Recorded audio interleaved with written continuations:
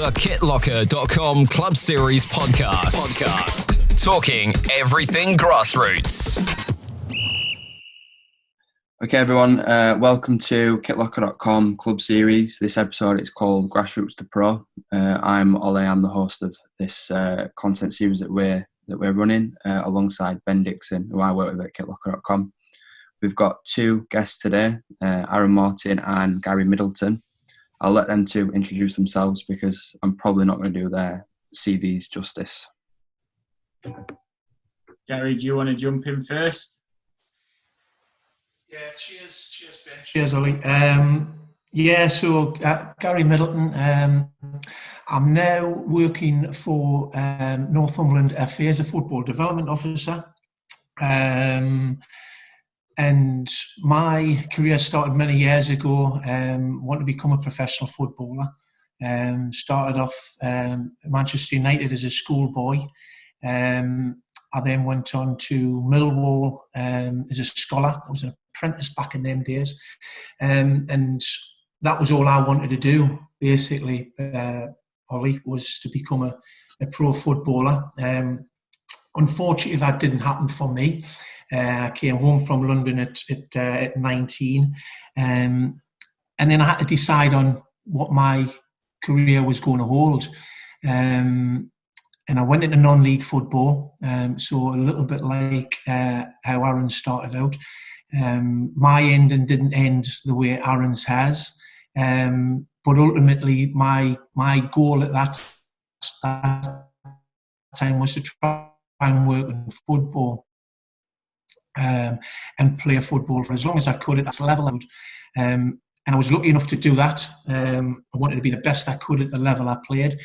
I played at step 4 and 5 for all of my career. The career's finished now, and I'm doing coaching now. But yeah, I had a fantastic career at semi-professional. Putting that alongside a day job, which worked for me.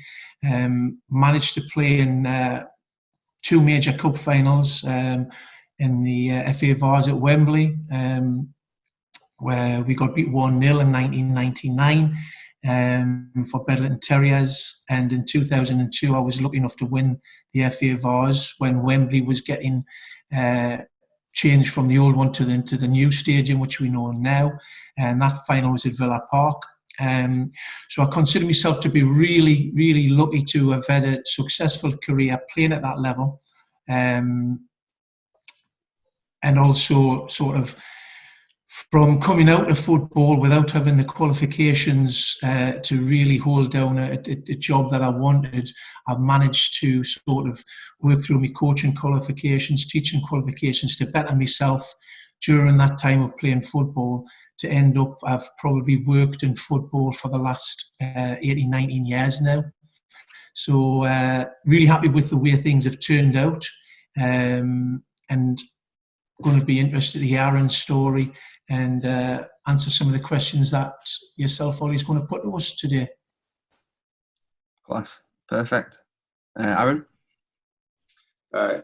Aaron Martin, current club, Harrogate Town, position striker. Started off from, just playing junior football, Sunday League, from about age 8 or 9, where I was at Junior Blades, which will clear up that the fact that everyone thinks I played for Sheffield United Academy, which always pops up, but it was actually a Sunday League from Junior Blades. From there, I got scouted through my school, the Barnsley Academy, where I did about a year and a half before I was released. Then went back to Junior Blades and finished up until I was about 18, where I started to try to play for non-league clubs. That's kind of where I first came on the non-league scene and started playing Saturday football. First team was Staveley, where I started playing. From there, I moved on to Sheffield Paramours, Bull, Sheffield FC, until I went to Brighouse.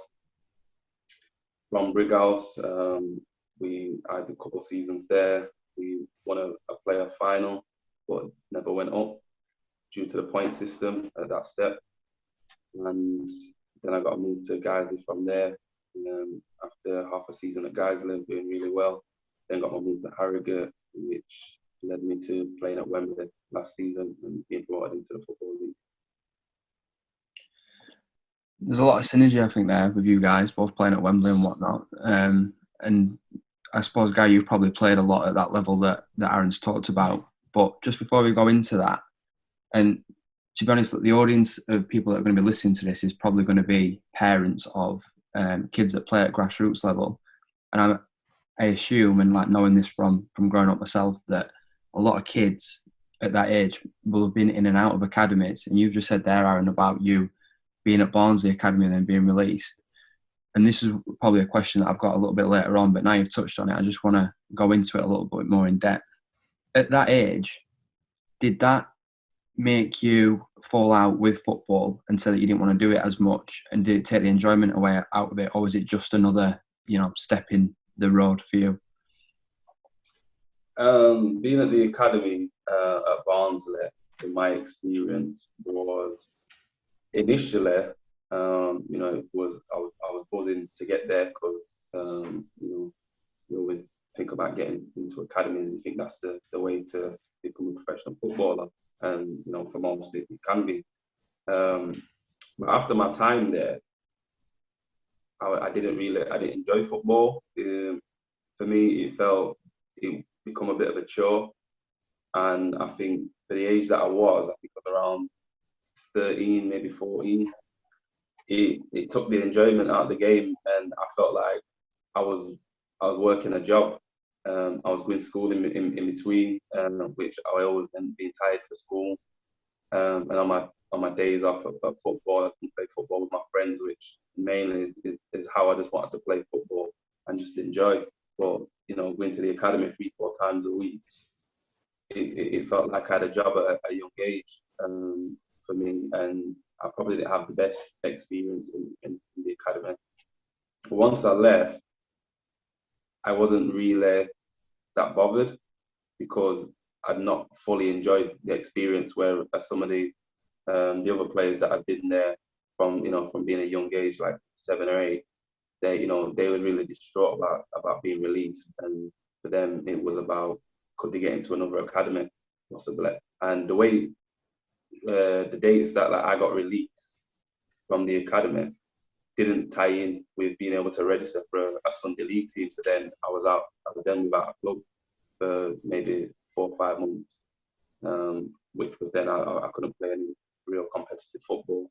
So it kind of just left you out in the open a bit once you're released, unless you go to another academy. So that was my only problem with it. But I feel like I preferred the route that I took through non-league football, and I've always said that I feel like non-league football is a very good route to take to get to professional footballers. You see a lot of people being released out of the academy, when at 18, 19, coming to non-league football, and it's a completely new experience for them because the academy is very different to what they used to play compared to men's football. Men's football, it's a lot more aggressive. You have less time on the ball. Every time you get a touch, someone's looking to tackle you instantly. Whereas at the academy, the football is very silky, and they get time on the ball, and it can look like plays, and the pitches are always obviously a very good quality. Whereas at grassroots, there's hills on the pitch, there's bumps, the maintenance isn't great because clubs haven't got money, and the groundskeeper is normally just someone local who likes the club. So it's 2 very different contrasts from being academy and then coming into non-league football and playing men's football for a lot of people that drop out of the academy. Do you think, Aaron, that obviously coming out of at that age of 13, 14, big factors of social influences, your friends, that age of potentially drinking culture, wanting to, I know maybe not 14, but it starts. Did you think that going to the clubs that you've been at, I know quite well, very well, Staveley is obviously a very good club in the area. Paramore, again, a good club. They've been obviously around in different grounds. At Brighouse, by any chance, did you play under Curtis? No, I played under Bill. I'm going to say, do you think that development of going from a club where you're almost playing for the badge at a lot of these clubs because they are very good clubs, do you think that helped you mature as a player? I definitely think it helped build character, because you kind of, although you're playing for a team and you've got people around you, you're kind of very much on your own journey. Is in where you want to go with football. It's kind of all down to you. Being part time and and working as well is kind of how much do you want to try and make it. Yeah. Because no one else is trading those extra days that you want to train, because it's not your job. So any training that you do outside of the team is on your own, if that's what you want to do.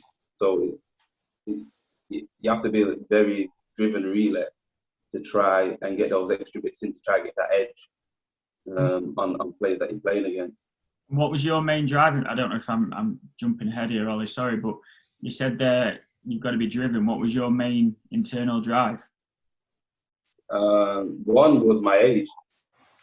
So, as I got to around 27, it was the fact that, my years are running out of playing football, and especially to make being a professional footballer and playing at Brighouse in the Evo Stick Division 1. I felt like I was never going to get seen at that level by anyone in the Football League. You feel like you're miles away from the highlight.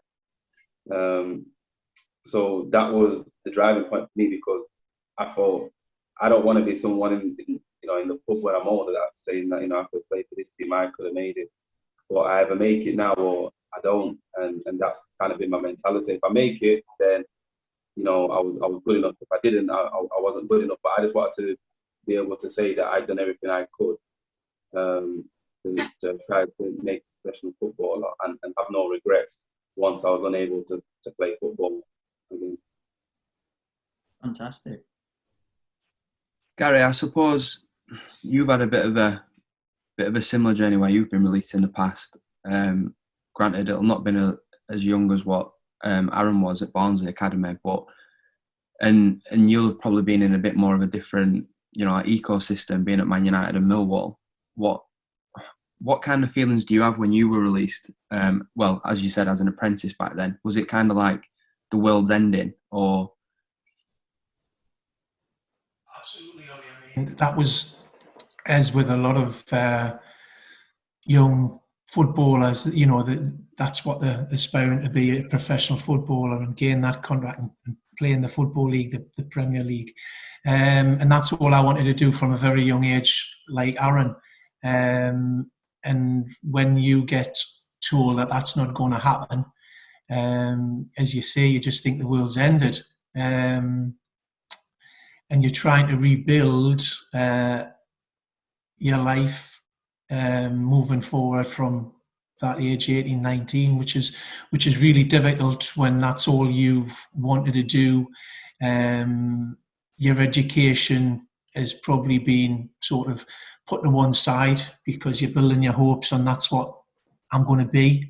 I'm going to put everything into it and it's just going to happen for us.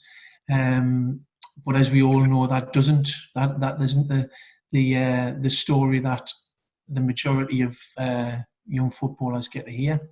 And I think it's having that mentality to try and start over again. And Aaron's story is a brilliant one of going into non-league, and then obviously getting back into the game full time.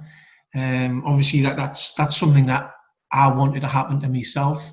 Don't regret anything that I did in the game, because as I say, I feel I had a really, really good long career and had some great achievements. But ultimately, my aim was still playing at that level, was to get seen by a professional club. And that was my mentality, to keep playing at the highest level I could, to the best of my ability. And if I gained some success with that, fantastic. If I didn't, I would have enjoyed what I did, because I think it's really important, and for all the, we play football because we love the game. I think as soon as we stop loving the game, I think that's the time when we should do something else. And I think from my passion is loving the game was to, from playing, getting my coaching qualifications as soon as I could. So when I finished in the game, I had something to fall back on to continue to work in the game, which is ultimately what's happened to me,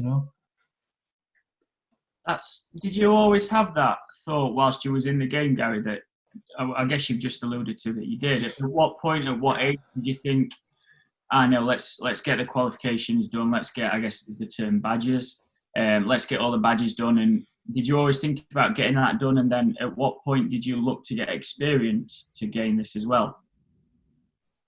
Yeah, I was around about 25, 26 when I started thinking. Why at that age, I've no idea, because obviously I'm still quite young then. But I was at that age and I started doing me level 1 at that age, through me level 2 and into me UEFA B, which was quite a young age for that. But I wanted to give myself plenty of time to make sure I had them and I could start that learning process while I was still playing at a good level and trying to learn from others. But ultimately, I suppose my latter years of playing in sort of my early 30s to mid 30s, I was starting to gain some experience of coaching within Newcastle Foundation, organisations like that, but didn't really go into coaching until I finished playing at around about 37. Nice. And sorry to keep jumping in with the questions, I know you've got everything structured, I'm just keep thinking of things that can align. With your age, I asked Aaron a question on the social influences and maturity. With yours, Gary, you were down in Millwall at a young age. And then how was that being down at Millwall at such a young age, and how did you adjust? And then life after that as well? Yeah, it's a great question, Ben.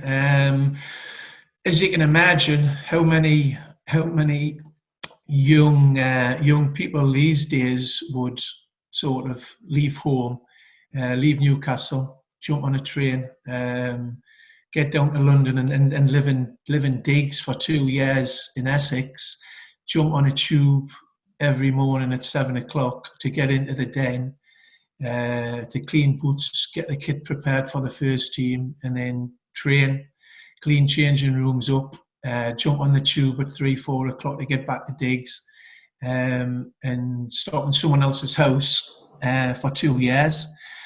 Socially really challenging, psychologically. Probably only now that you look back on how did you actually cope with that environment. Yeah, it was difficult. My parents would come down probably once every couple of months to take in a game at the weekend and then drive back up. But my sort of support mechanism then was the lads, the group that were all at Millwall at that time, and I suppose that the coaches and staff at the club, but at that time you sort of, I'm not sure the support was there that it is now, and you were sort of left to your own devices. Yes, you were asked if everything was okay, but I think there's a lot more support mechanisms out there for that, them young professionals, that are trying to make a living in the game. Yeah, the podcast that I listen to, they're very much regarding back in the day stories, and as you alluded to there, as a YT as it was, the stuff you went through. I guess, was it similar for yourself, Aaron, at Barnsley? Was you put through your paces, the getting to the training, the boots, the kit, that kind of thing, or was it a little bit professional? No, it was. I didn't have to do anything, cleaning boots or anything like that. It was, just turn up, train, and basically just play football. So I'll probably be quite lucky in a sense that I've coming through the ranks and obviously learning that discipline on cleaning boots, and I'm sure back then it was about respecting the elders and trying to break into that first team. A question I just wanted to ask, Gary, is being a young lad and being away from home, down in London on your own. I'm sure for some points it would have felt like a really good feeling to have that freedom. But when football may have not have been going so well, and you had those dips as everyone does, how did you feel then? Because I imagine you felt quite alone being away from your parents that far. Yeah, most definitely, Aaron. That weekend where you have a bad game on the Saturday and the result didn't go your way, and you end up in back in your digs, which was basically the head coach's mum and dad where I lodged, and sometimes I would be there by myself. Other times I roomed with Neil Ruddock, who you can remember from Liverpool West Ham days. So them days were hard, and you look forward to really getting back in on a Monday morning and getting back with the lads and back into training to try and correct things. So, yeah, as I said earlier, I think the psychological and the social aspects of that were very challenging. Very challenging. I think it made me sort of probably the person that I am, as in grown up really early. And I think, that the game, as you say, what you did at Barnsley, where you turned up and you trained, that was very much just part of our role back in the 80s, the looking after the pros' boots and washing. Remember John Fashanu? We used to wash Fash's car on a Friday. He was top man down at Millwall Lane, him and Terry Sheringham. But yeah, I think that sort of looking back probably helps you as a young person to become what you've become later on in life, I think. Just a question on Razor, your mate. Obviously, we can go down many a rabbit hole here. But going from Millwall as a schoolboy with Razor, like the first guy in the question here is, so Neil, was he a bit of a Jack the Lad then? And if that was the case, being his roommate, did you, once you got released, did you take that banter, that craziness as such up to Newcastle when you went back up? He was. And no, I didn't. I didn't. He was a character, but he was a talented character. But I think in football, in a lot of aspects in life, it's been in the right place at the right time, and someone liking you and wanting to push you forward. And I think, don't know whether you guys can remember, but Millwall in the 80s were in a bit of they had financial difficulties. And George Graham, who was manager at the time, had to run a smooth ship, and there was an opportunity for Razor to go to Tottenham at 17, and I think it was about 50 grand at the time, but that was a lot of money back then for a 17-year-old, and that sort of steadied the ship financially for Millwall at that time. So I think it was a fantastic move for Razor, for Neil. But the point of him being in the right place at the right time, George Graham pushing that was the opportunity that he needed to go on to make a fantastic career in the game. Fantastic. Didn't expect that one. Didn't expect that. One thing that's stuck out from that little period of chatting there was, to be honest, it's something that I'm going to shout him out, because one of the reasons why Aaron's on this content series is because of Darren from Kit Locker, Aaron's pal. And Darren says to me quite regularly, he's like, I'm always asking Aaron about what he's going to do next and whatnot, because Aaron, you're 28, 29 now. And Gary, what you said there about you going into coaching at 25, 26 and looking at that angle. Aaron, is that something that you've even thought about yet, or are you completely blinkered to making sure that you're having the best season you can with Harrogate? It's something that I have been thinking about, what I want to do after football. Trying to enjoy playing as much as I can at the minute, but it's always in the back of my head that I need to start preparing now for the years to come after football. Coaching is something that I have thought about, but for me right now, I don't feel that I have the eye to be a coach.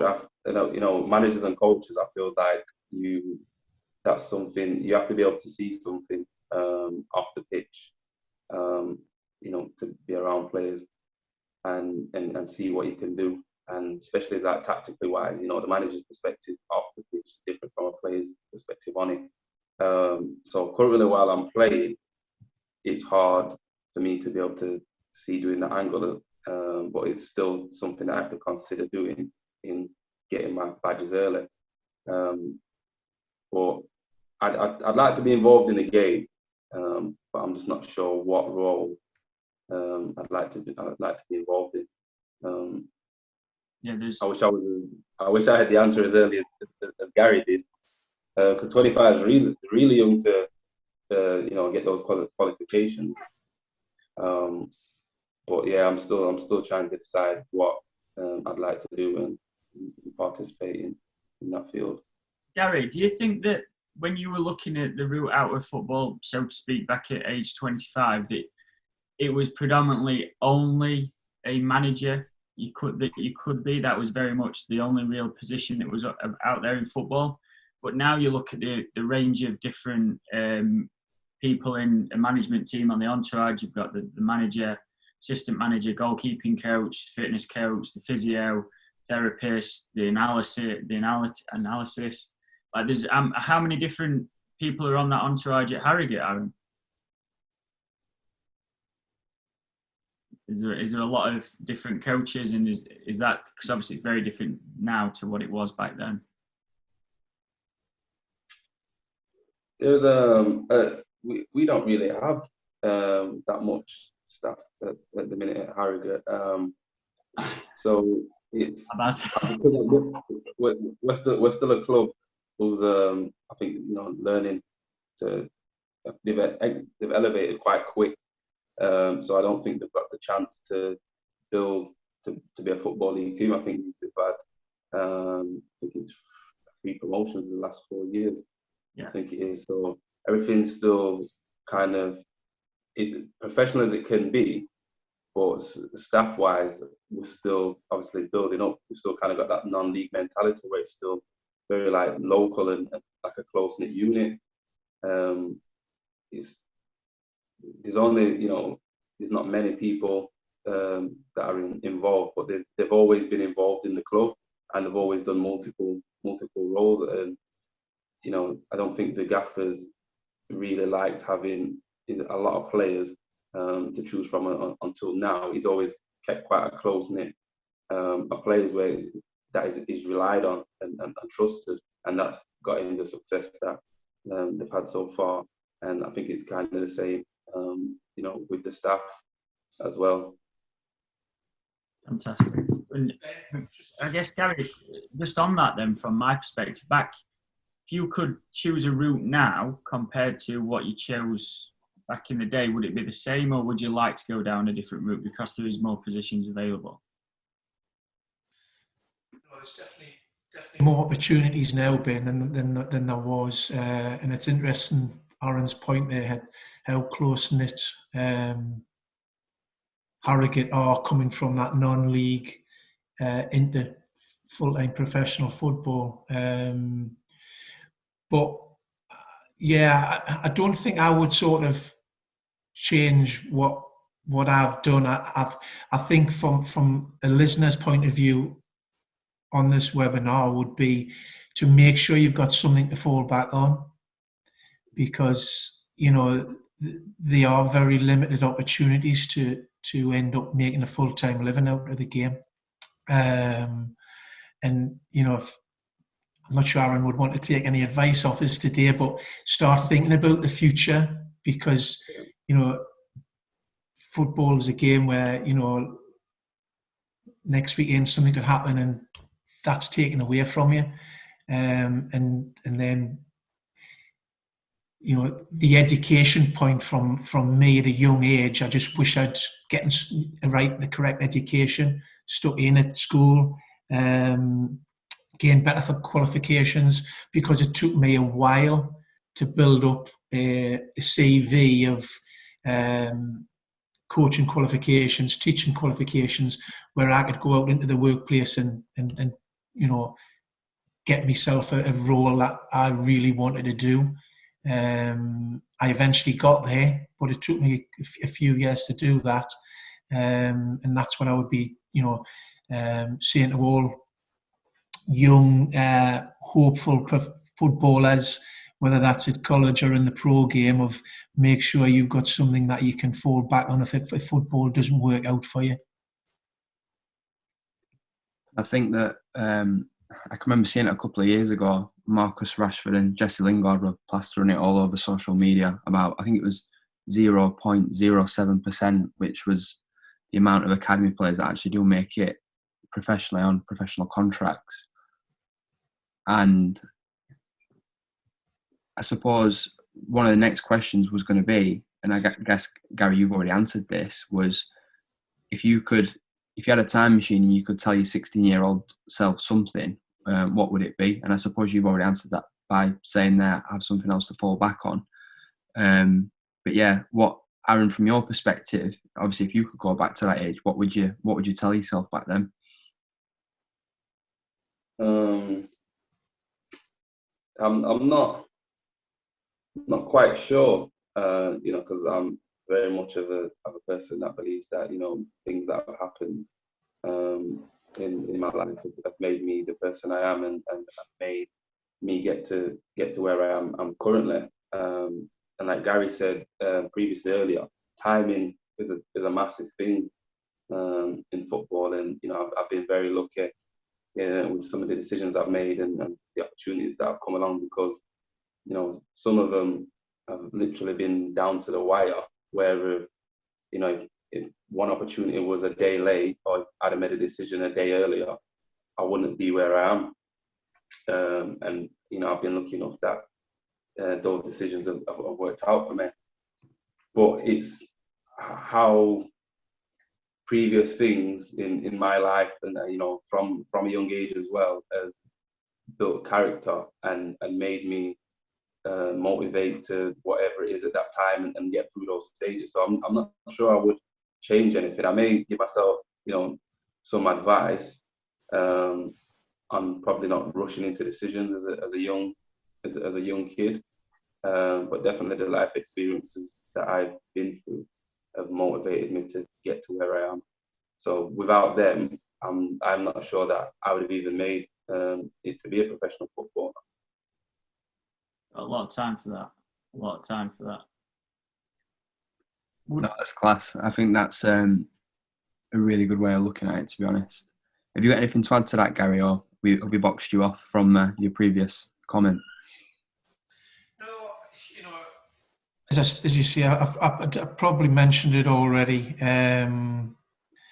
But yeah, young hopefuls of making a living out of the pro game, it's vitally important that they get the correct education and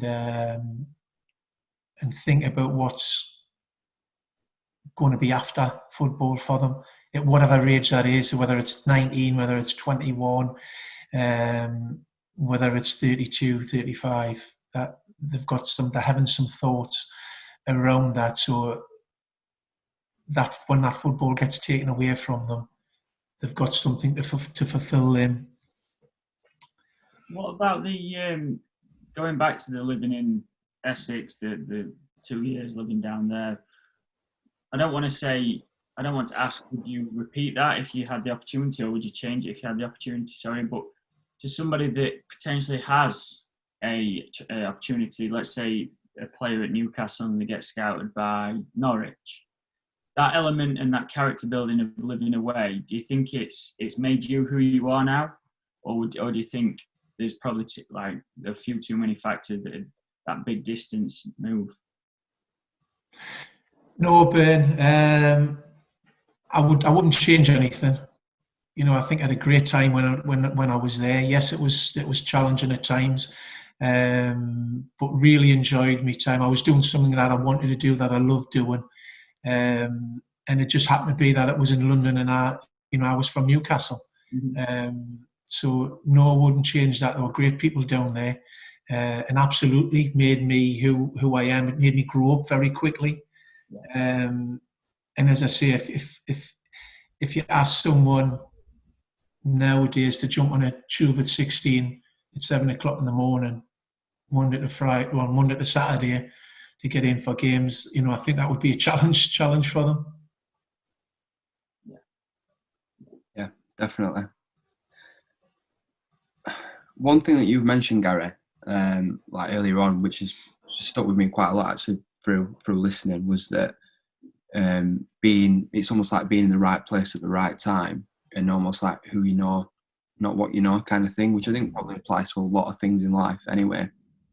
But we've got a few questions from followers across social media and a couple of different staff members at Kitlocker, and one of the questions was, what does it take to get to where you guys have both got to in your careers and so far? What if you could put your finger on one thing, what is it, or is it a combination of different things? I'll jump in there first, Aaron. Yeah, I think mentality. I think you've got to be really strong, mentality-wise. I've seen from being involved in the game at different levels over the years, and I've coached lads that have come out of the pro game and they've come into non-league. The mentality of the young person, of what they actually want. I think Aaron's story is brilliant, where he's come into non-league and actually progressed and worked hard to get out of it and become pro. But you see it's so many times flipped the other way, where they come out of the pro game at a young age. It hasn't happened for them. And they get a little bit lost in the game. And quite a few occasions they drift away from the game. I think from my perspective, of the love of the game, which has always stuck with me, that passion, because ultimately at my age in life now, I'm still working in the game in some capacity, which is what I love to do, and trying to be the best that you very can at a young age, at whatever level that is, to try to end up doing what Aaron's achieved, basically. But yeah, I think around the psychological and the mentality of different individuals is a really, you need a really strong focus of what you actually want to become, and if that the opportunity for not becoming a footballer, what else do you want in life? So I think I always used to say to my parents when I was at school, if I couldn't become a professional footballer, I wanted to work in a leisure centre. And that was just because it was involved sport. Now, that hasn't happened, but I've got something very similar within working in football. So I suppose from my point of view, it's playing at that level that I could play it, playing to the best of my ability to achieve something in the game, but ultimately go on to work and make a living out of a passion for the game as well. Yeah, I think that it's a series of events that have led me to be where I am. But what Gary said, I think, is right. The love and desire for the game, that's the core of everything that's that's going to happen around you. With things going well for you or not, that actual love and wanting to be involved in the game no matter what, that's your desire, your driving point. And when you're playing football, that's what's going to lead you to get the best out of yourself and play to the best of your ability, which will then help people see you, because you're purely just playing because you love to play. And you know, a lot of players will tell you mentally, it's a big factor, because you know, people that are mentally settled and they're happy play better on the pitch, and you know, are more confident people when you play. So that's, you know, that's a massive driving point.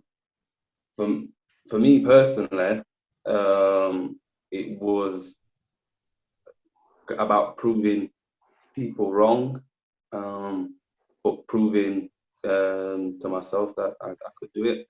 What was it like when you football non-league? People will the kind of the bit of banter is people will travel 20 miles for an extra tenner. But what was it like when you've got that opportunity or that contract or that first kind of pay packet where you was like a substantial amount of money, where you're like thinking, wow, I'm now getting paid to do what I love? You mentioned the love and the passion and the drive for the game, but then what was it like when you kind of got to that point and you thought, wow, I can support people here and going through what you've gone through? How was that reaction? To be honest, I kind of just took it in my stride, because money's not been my driving point. So like I said, the decisions that I've made and timing, I've always focused on the game, not money. So I've never really thought about like the money that had been coming in. As long as I could, you know, as long as I could get by, I always assumed that, you know, I'd be all right. It's more of the achievement. Yeah. So I actually turned down more money than I did. Well, working and playing part-time, I mean, you can earn quite a lot of money anyway, but, you know, when guys, they wanted me to stay, they offered me a lot more money, and I signed for less money for Harrogate, just for the fact I wanted to reach league football, and I knew that I had potential there by signing with them. So for me, it's just about chasing the game and my achievement that I want to. I was so focused on achieving league football, nothing could kind of stay in my way. I had to sit down with the chairman at Geisley and the managers, and they wanted me to stay, and they said, look, what can we do to stay? And you know, they offered me X amount of money, which was a lot, signing fees, and I said no instantly. I didn't even think about it. You know, it wasn't something that could potentially turn my head, because I knew where I wanted to be, which path I wanted to go on. So it wasn't even, something that I would even consider, because I just knew that was the next step. You know, trying to get to a higher team was the next step in the ladder to reaching my goal. Fantastic. It really is. Do you find that your not motivation, because that's going to be through the roof, but your physical ability in training, so from a conditioning perspective, the fitness, do you find, Aaron, that your mental drive takes you, are you at the top of the groups when you're doing the fitness training in training? Do you push more and harder than other people?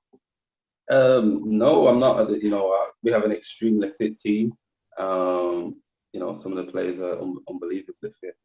And very good runners. So I'm not at the top. I'm not at the bottom. You know, I'm probably somewhere around the middle. But it's, for me, physically, I like to very much do my own training in the gym. You know, I've not been able to do any in previous months, because you know we have, the gyms aren't open, and we haven't got a gym facility yet at Harrogate. But that's something that makes me feel good and feel stronger, and know that I'm working on stuff in the gym. That's always been a massive part of my game. Especially physically, how the club want me to play. They want me to be physical, aggressive, and put myself about, and you know, give defenders a hard time, and I'm prepping. And when I do my own training in the gym and work on little things, it boosts my confidence to feel even more like that player, and that I can be better, and I can jump higher and run for longer. But that's just me personally. You know, some players, they get that same kind of reward from, you know, doing a little bit extra on the training ground, whether it's, you know, doing some free kicks or doing other bits with the ball. But for me, it's being in the gym. I'm just conscious of time. We're probably at about an hour now anyway. But one thing that we'd got written down as well from a follower perspective was who has had the biggest impact on your careers so far, and obviously during your football career, Gary, as well. What's the if you could pinpoint it to one person, who would it be? Warren, do you want to go first? I think easily the biggest influence on my career as the manager at Brighouse, Bill Powell. I'm very fortunate that he's related to me. He's my cousin, so that gave me an opportunity straight away to come into non-league football and play. As soon as I was able to. Which he kind of said I was doing him a favour at the time, but he was probably doing me a massive favour straight away. And the feeling that I had, playing football after not playing for a while, I felt like a dog that had been in the house for a couple of weeks and wanted to go for a walk. As soon as I seen the ball, I just wanted to chase after it. I just wanted to be involved and be part of it as much as I could. So that first season, like I said, my motivation was through the roof because I was just relishing every minute of being part of football again.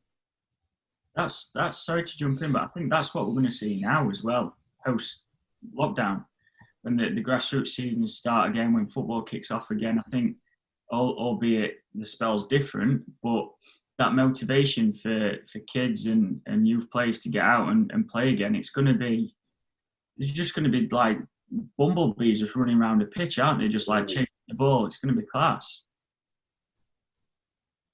Yeah, I think the way things are able to, and again, it'd be very good for football, especially the amount of people that would have missed it. For some, it would have brought back those feelings that they thought that may have been gone previous to lockdown, and they wasn't as bothered about it as they thought they would. But now, it could be through the roof, and especially with some of the teenagers that are getting to that point now where they're of age to be able to go out, and you always have that balance of did they do football or spend time with their friends and go to nightclubs, and the scales can tip either way with that in regards to them becoming serious footballers or them just enjoying themselves with their friends. I think at that age it's a delicate balance to which way you want to go.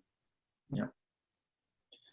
I'd like to think that we've probably got the audience for this specific content piece that we're filming here is probably parents of kids that do play at a grassroots level. Gary, you spoke about your parents having coming down and driving down every other month for matches. Have they been the ones that pushed you throughout, or was it something that had come internally from you? I don't think they pushed us. The support, I think the correct word is probably supported. I don't think from playing from school right the way through my semi-professional non-league career that they missed probably a handful of games. So I think the support was there, and I think that's important. At the grassroots level, that the parents support the children, boys and girls, what they want to do. Unfortunately, we're still seeing within grassroots football some behaviour that we shouldn't be seeing from sidelines, and I think it's you've got me on this call today, and we're talking about my passion for the game that's continued from being at a really young age, 8, 9, 10, continuing right the way through my lifespan. And I think from football perspective, that's what we want to get out of the volunteers, the coaches, the parents, that we're carrying out things in the right way, the right manner, because we have a love for the game and we're developing the game. And then young players are continuing to be involved in the game. So a bit like my story, finishing playing, now can we give something back by coaching in the game, volunteering in the game in whatever capacity that is. And that's no different to the guys who are working alongside Aaron up at Harrogate. You know, the hours that they put in there, yes, they're getting paid, but I'm sure they'll be doing more than the allocated 37 hours that we're supposed to be working in a week, you know. And I think that's people's passion and love for the great game.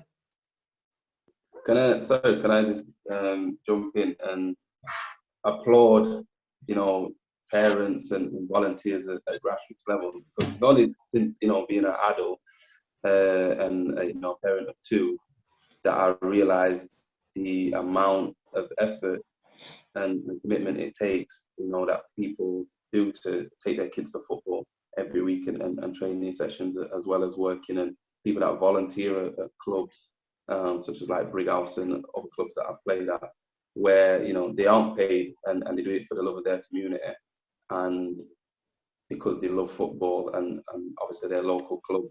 The work that goes in, because it was only until my second year of being at Brighouse I didn't realise the kit man was a volunteer and never got paid, and he's over 500 games without missing a game. Every home and away game he'd be there, whether he'd finished the night shift in the morning, and he wouldn't sleep, he'd come straight to the game, travel, he'd be absolutely knackered but still be putting the kit out. And I looked at him and I just thought, I'm not sure I've got the strength to do what you do to not be paid. And I think it takes special people that are involved in local clubs to do a type of a job like that purely on the back of their own love for the club and football.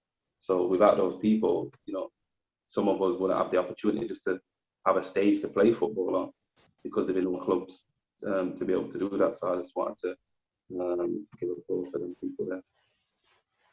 Fantastic soundbite there, Ollie. Yeah, exactly. Aaron Martin, the champion of grassroots and volunteering, which I think we all can appreciate that through, either playing or listening to different stories. I've got one last kind of like discussion topic written down, and it's probably a really open-ended one, and I'm glad that I'm asking it and not answering it. And this again was this had come from an Instagram follower, and it was what do you want to achieve as a player, but also when you finish playing, like what do you want to achieve after that? As a player, my current goals are to play as many league games as possible. I'd like to play 150 league games. Hopefully I hit that before I'm no longer playing the league. But also, I'd like to play as high as I can. We want to get playoffs if possible, but if not this year, push for it next year. And I'd like to progress to League One and play as high as possible and win. As a player, I've been told numerous times that once your career is done and you look back, you want to be able to say that I won this, I've won that, I've competed there.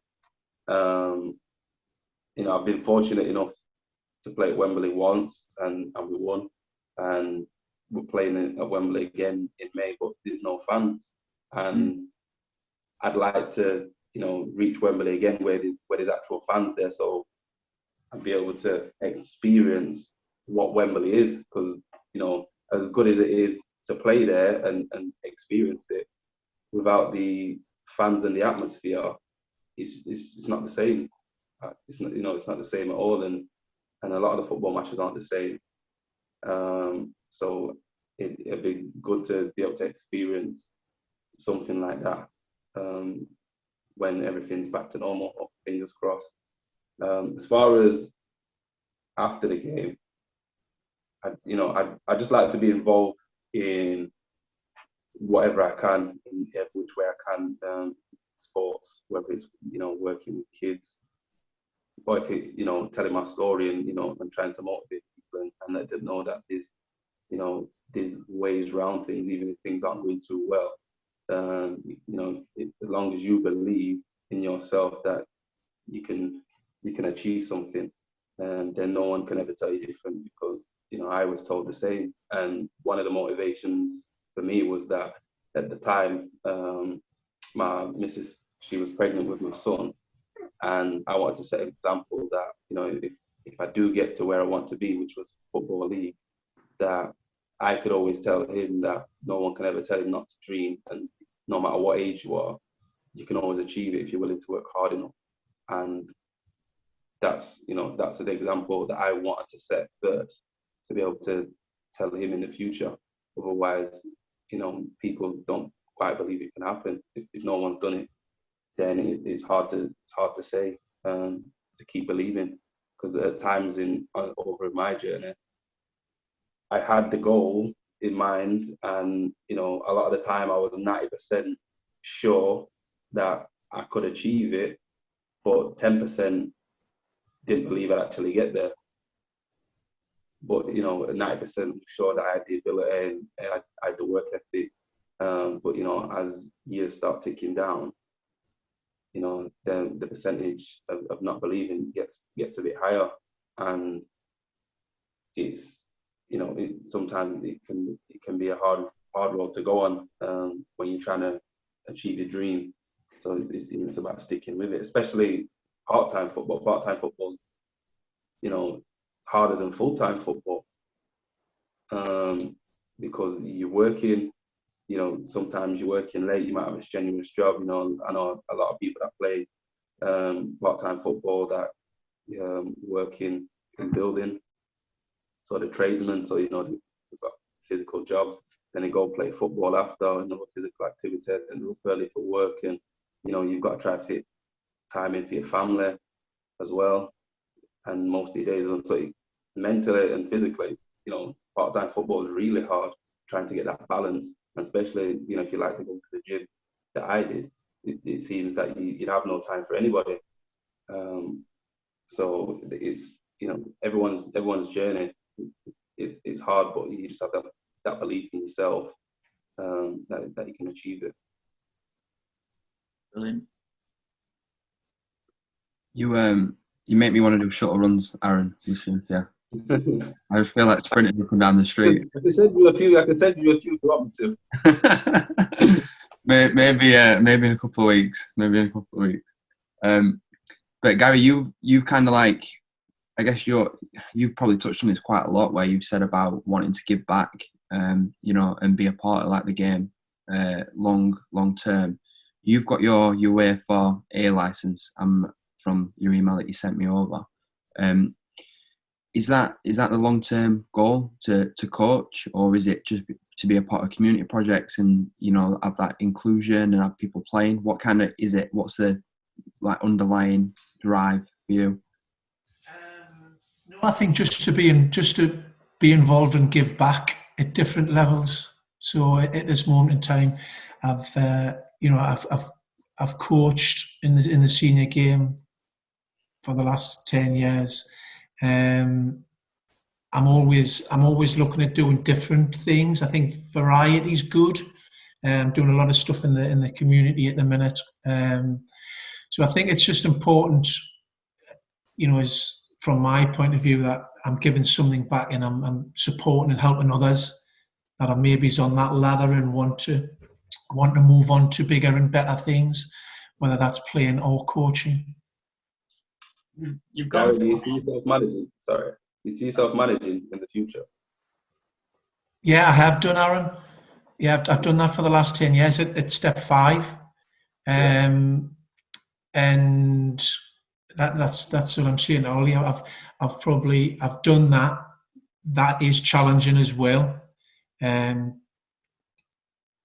But now I'm looking at other things as well. But if in the future, if I want to go back to doing that, which I've done, I can do.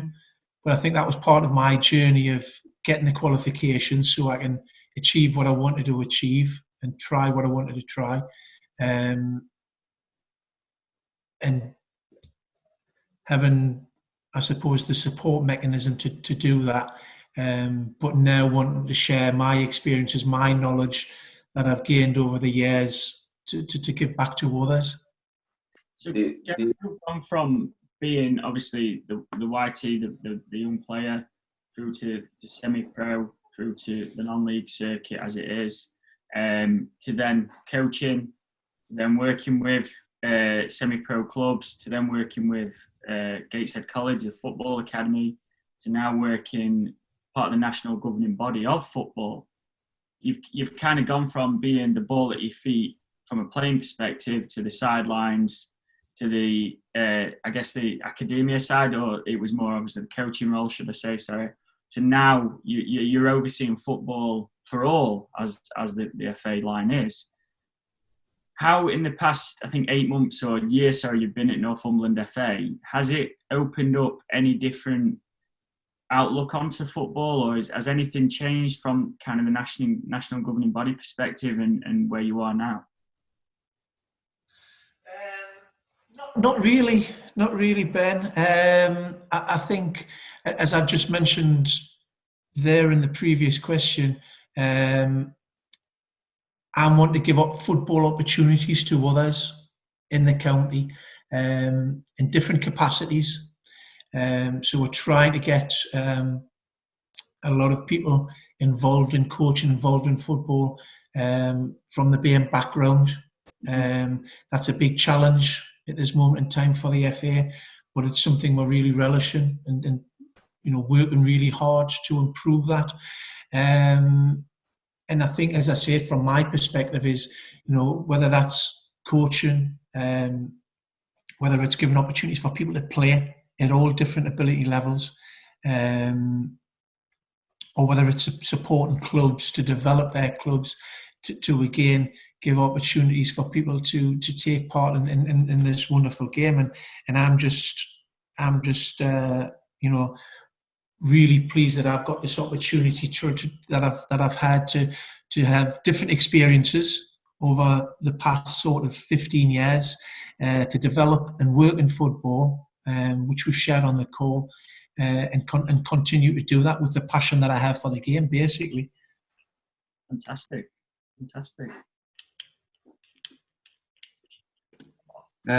That's everything that I've got written down, to be honest.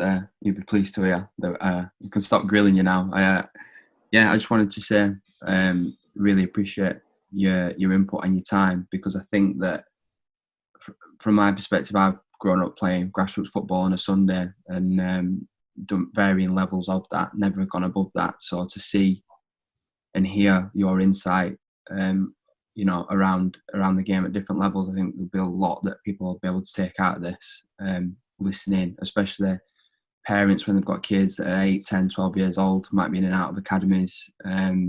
My brother-in-law, his nephews have been in and out of the academies in Sheffield, and they just don't want to play football anymore. So to hear it from you guys about, you've got to enjoy it. You've got to be motivated to do it, and you need that want, to carry on playing. I think that it goes above and beyond everything. It supersedes everything else. Ollie, just to jump in and pull something from that. So I think both Aaron and Gary, you'll appreciate this, that within this call, it's been the Grassroots to Pro kind of was the title as such, but there's a lot of synergy between you both within the non-league football, within the non-league circuit, as I mentioned earlier. That's not the right term, but there's that opportunity to play non-league, and a lot of people don't always see it as professional as it actually is.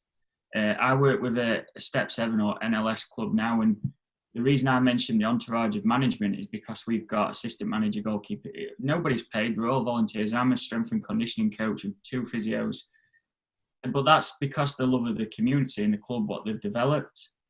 The clubs that are around that have got such good infrastructures and such big opportunities for players to nurture and play, a lot of people don't realise that that's out there. So I think one of the main overriding things that we'll be able to take from this, apart from the love of football and the motivation, but for me, listening to both of you, is what's out there with non-league as well. And there's the step system can be tarnished sometimes. But I think there is some really good opportunities, and you've been around and there's great examples, and it's just to really pull out those guys that are in academies that they don't like football, it's tippy-tappy football, so to speak. But silky football, I think, is probably the right phrase. Non-league is different, and it develops you as characters as well. Yeah, non-leagues, it's very different. And when I was at Brighouse, I had a conversation with someone we had on loan from Huddersfield, and he did very well for us at Brighouse, but his first game, it came to me and he said, "It's so fast because I'm not used to it. It's completely different to academy football. Every time I get the ball, someone wants to tackle me," was his words. And I feel if you're a young player coming into it, you'll get a lot stronger through playing non-league football, because the physicality is right up there, and it's probably more so that they're not used to it at the academy. I imagine that they don't want players to get injured and stuff. But as you come to non-league, it's very aggressive and very physical. So there's a lot to be learned, especially if you're centre half or you're a midfielder who's going to be in a lot of tackles. You can definitely learn your trade in non-league and take that into the league with you. Brilliant. Class. I think we'll probably wrap it up there in the interest of everybody's time and day. So yeah, just to say again, on behalf of me and Ben, really, really appreciate you guys coming on and sharing your stories, because there's so much value there. I think that people get a lot out of listening to this. So thank you. Yes, thank you very much, gents. Appreciate the time and taking the time to especially disclose your stories. It's been brilliant. TheKitLocker.com Club Series podcast. Talking everything Grassroots.